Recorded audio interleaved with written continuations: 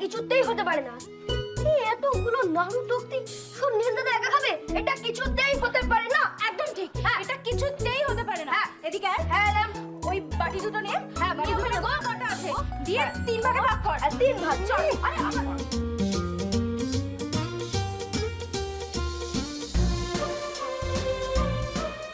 আমি, তুমি ওকে বলো ও একা কিছুতেই এগুলো খেতে পারে না।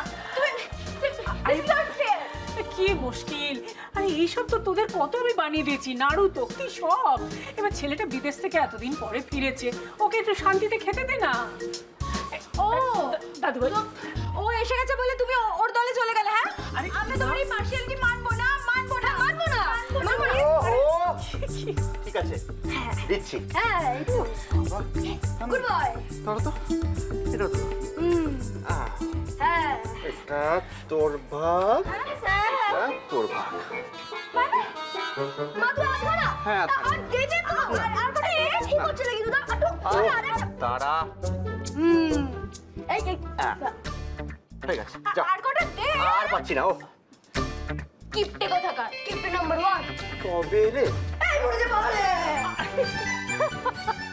সত্যি দাদু ভাই, এত বছর বিদেশে থেকেও তুই কিন্তু একটুও বদলাসনি। তাই নাকি? আর ঠাম্মি, তোমার এই নাড়ুর টেস্ট কিন্তু একেবারে বদলায়নি। কি দাও এতে? আমি এত দেশ বিদেশ ঘুরেছি, এত রেস্টুরেন্টে খেয়েছি, কিন্তু এই টেস্ট কোথাও পাইনি। তোমার হাতটা দাও, হাতটা দাও। ঠাম্মি, ইউ আর জাস্ট অ্যামেজিং। তুই একবার বিয়েতে রাজি হ না, তারপর দেখ তোর জন্য আমি এমন একজন বউ নিয়ে আসবো, সে আমার থেকে 1000 গুণ ভালো রান্না করে। কি বলছো কি ঠাম্মি? তোমার থেকেও ভালো রান্না করে? এমন কেউ আছে নাকি? সে কোথায়? তাকে ডাকো। তাকে পেলে না আমি এক্ষুনি আমার হোটেলের হেড শেফ বানিয়ে দেবো। ছি দাদু ভাই, আমি কোথায় বিয়ে দিয়ে বাড়িতে বউ নিয়ে আসার কথা বলছি, আর তুমি বলছো তাকে তোমার হোটেলের রাঁধুনি বানিয়ে দেবে? আমি তোমায় আগেও বলেছি আমি বিয়ে করতে চাই না। ইনফ্যাক্ট আমি বিয়েতে বিশ্বাসই করি না। ছি দাদু ভাই, ওসব অলক্ষণে কথা আর কখনো তুমি মুখে এনো না।